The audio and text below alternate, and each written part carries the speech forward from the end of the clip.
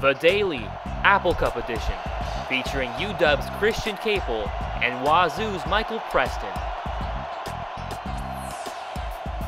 Well, the atmosphere is still not what you would want it to be over Thanksgiving weekend at the University of Washington. They're 4-7. Okay, that's never acceptable, especially the season they started off 2-0. You go into the third week of the season thinking you're going to beat Ohio State and be ranked. Drop to 4-7. You know, that's not good, but they have played well the last couple weeks. Lewis Rankin cracked the 1,000-yard mark, which I don't think anybody was expecting this season. I guess the atmosphere is as good as it can be for a 4-7 team, especially with Jake coming back. You know what, if it turns out whatever way for another team, then fine, brag about it. But you don't need to get nasty, insult somebody's mother, you know, talk about cows and whatnot. Sometimes, yeah, it's a little nasty, but I think, honestly, it's all in good fun. I think it only makes it slightly more special than it would be anyway. In my opinion, this is the best rivalry in any sport in the country, just hands down. The fact that it's the 100th, you know, I guess there's going to be more fanfare. They got a nice little rally Friday, and that's all fun and good. But I don't think it's going to add too much to it, because I don't think there's much that can be added to a rivalry like this.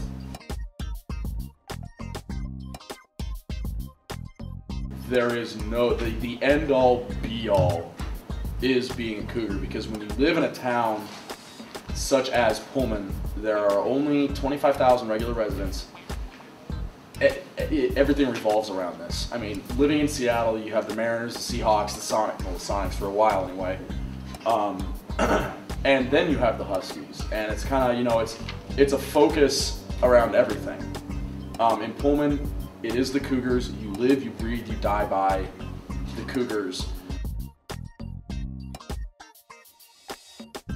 Being a Husky is expecting to go to the Rose Bowl every season and not being satisfied with anything other than that. And, you know, growing up a dog, I can tell you, you know, going to games with my dad and being in a stadium that seats 72,000 people and hearing how loud that gets, that's something you don't get at WSU. I mean, they can talk about school spirit and all that. It's just as strong here, and there's more of us. So I think that's with the winning tradition, that's what makes UW special. What makes the biggest difference this year is the underlying storylines. You know, will Bill Doba keep his job? Will Alex Brink's legacy be sealed? It won't be.